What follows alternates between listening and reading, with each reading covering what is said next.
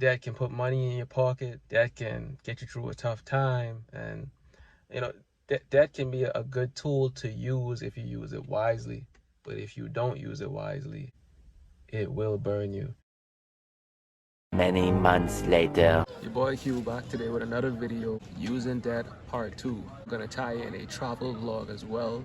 Really want to give you some insight on how you should be using debt in a much more detailed fashion. So actually give you the types of leverage that you can use and the different tactics in which you can use them to use debt to make money. Let's go.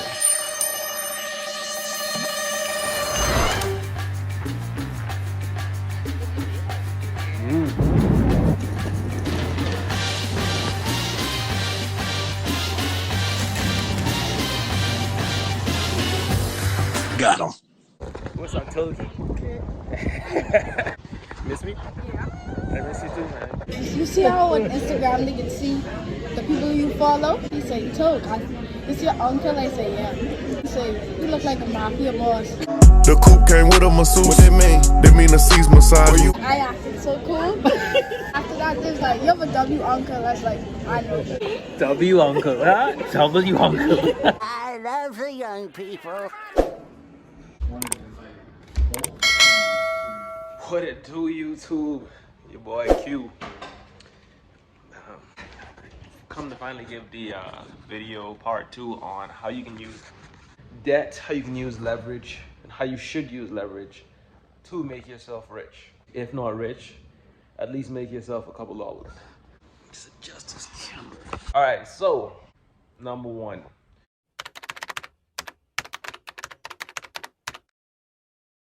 Leverage is basically just borrowing money. So you're using other people's money to make yourself more money. I know I explained that in the first video, but just wanted to run that back. And when you think about it, that's what banks do to you anyway. They take in deposits and they pay you nothing on your money. They pay you 0 interest on your money, and then they lend your money out to other persons and make money on it. Now the bank is not gonna give you their money for free. Bank is gonna charge you. How much the bank charges you depends on the type of leverage and type of debt that you're trying to use. What I would say is the most common and probably the most highly used debt that people mostly use for consumer spending is their credit card. With the credit cards, it's a little more risky as far as using it, because the interest that's charged on the credit card is typically very high. When you're taking that on that higher level, the higher risk debt, you need to invest your money into a higher risk, higher reward type of investments. You get a credit card for $5,000, right? You decide now you're gonna withdraw $5,000 off of that credit card and invest it in a bond that's paying 5% annually. Huge mistake. Congratulations, you played yourself. That's not even gonna be enough to break even or even make half back of what you would have to pay back on the credit card. Secondly, you should never look to withdraw cash off your credit card, because they do charge you an upfront 10% cash advance fee. That also won't be worth it. You should be looking at investment options that are going to provide you a larger return. I gave an example of when I sold jewelry. I know I could sell those jewelry for 100% profits. That's one thing you can do. You can buy goods that you know you can sell for at very high margins to capitalize on using a thing like a credit card. Also, you can make the purchase directly from the credit card for these goods in most cases. So the second tool that you can use as far as leverage to make yourself some money is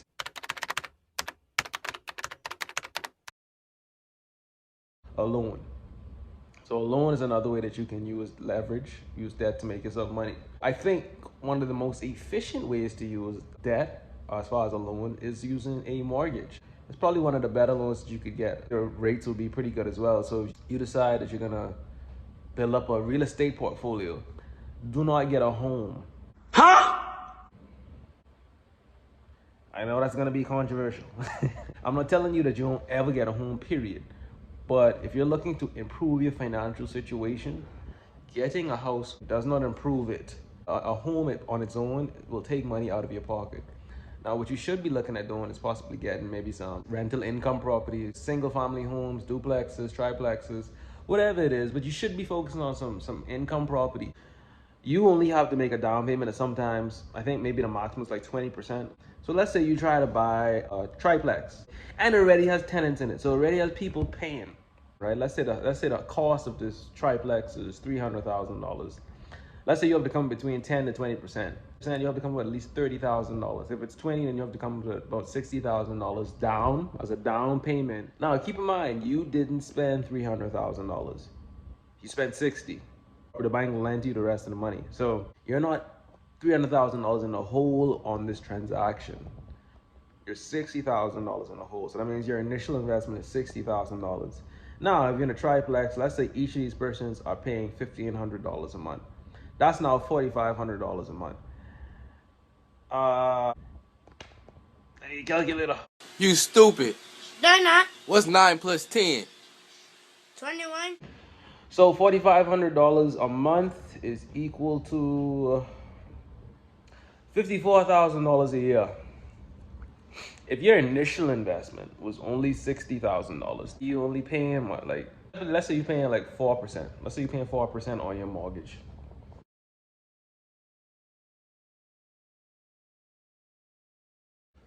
4% on 300,000 is $12,000, right?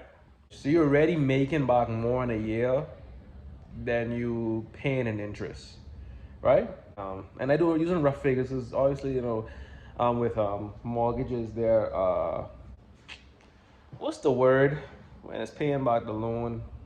Oh, it's an A word. Hey pal, you just blowing from stupid town? Mortgages are amortizing.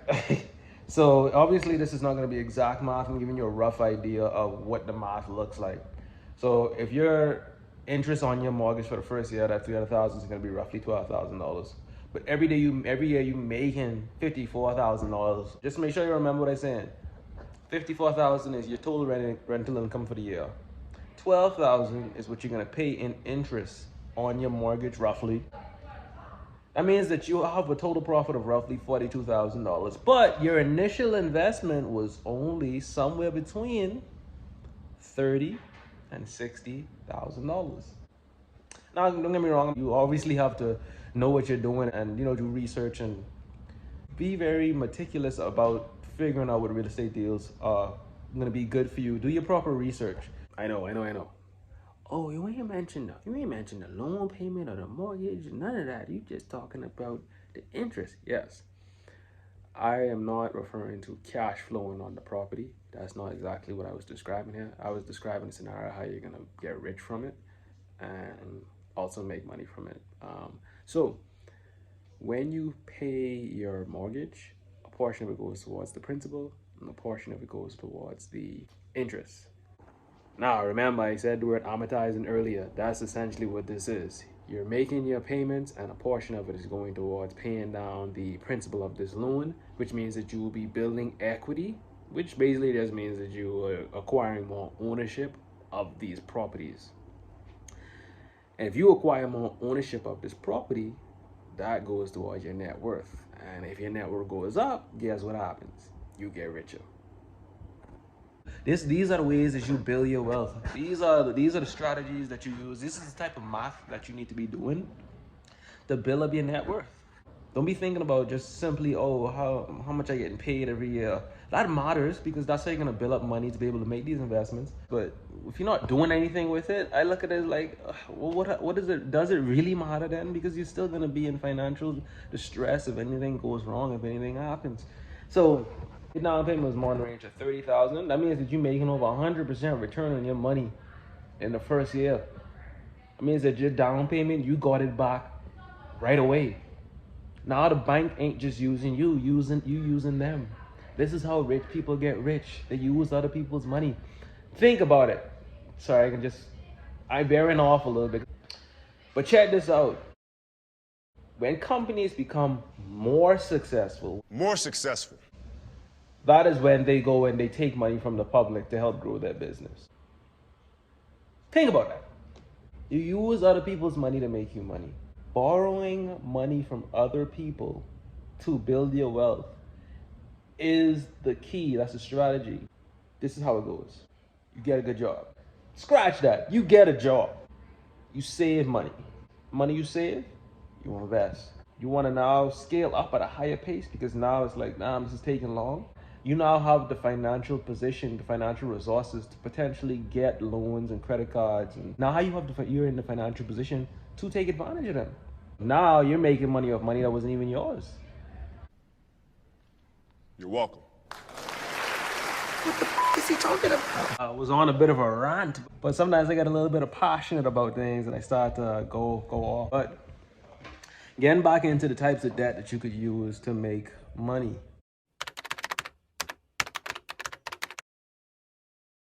Using a personal loan is also another way that you can use debt, because you get straight up cash and you have to pay the money back in a specific structure. Now, I know personal loan interest can range between 13 to 18%. You can use this to even start a business. I've seen some person use a personal loan to start a kayak business, to start a food store they wanted to start. And I've also seen people use their personal loans to go on vacation. I've seen a guy literally use his personal loan to party in the club. You know, people, you do what you want with your life sometimes, but you don't have any restrictions on this money. So that's why I would say it's the biggest benefit. But now obtaining it is not easy. Qualifying for one is not necessarily easy. And the interest on it is not favorable. But you have a lot of flexibility as to what you choose to do, whether it be a smart or a non-smart decision. I don't want to use the word I really want to say, another S word. You stupid. 7-ish where I'm at right now, and I am a big UFC fan, and I definitely want to watch the fight. So I hope you are enjoying the video so far. If you are, like, comment, subscribe, smash the like, smash the like, comment, subscribe, and I'd appreciate that. Thank you. Oh, that's the coaches. The next day. You know me, son. Get it. 18. You know me, son. Get it. 19. You know me, son. Yeah. 20. You got some more in you. 21. Yeah, get it again. Yeah, let me get right back into the meat of this video. So I'll just continue moving forward, giving you some more examples of things. You check the biceps. Who's gonna carry the boats in the lawns?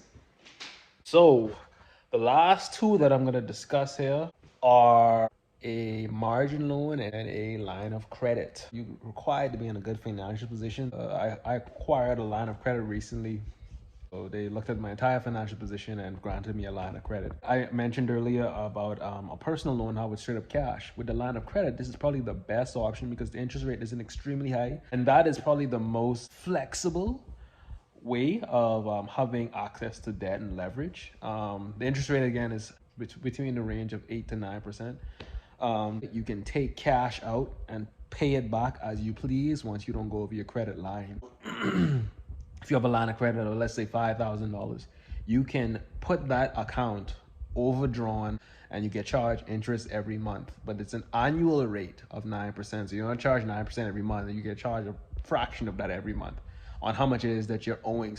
So it means that you're flexible to pay it back. So you're not keeping it as long as possible just for the sake of using the leverage. You have a credit line of 5,000, you use 3,000 of it, but you have $100,000 cash in the bank. You might as well just pay that back. You want to use something like that once it makes sense. You don't want to use it just because you have access to it. You want to use it because it is working for you.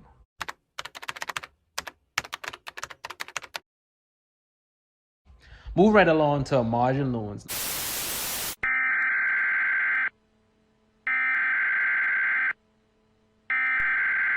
We interrupt our program to bring you this important message. It's been a But It's been a while. I can teach you how to use debt to make money. You know how you use that to make money? You open a brokerage account with some shares, Right?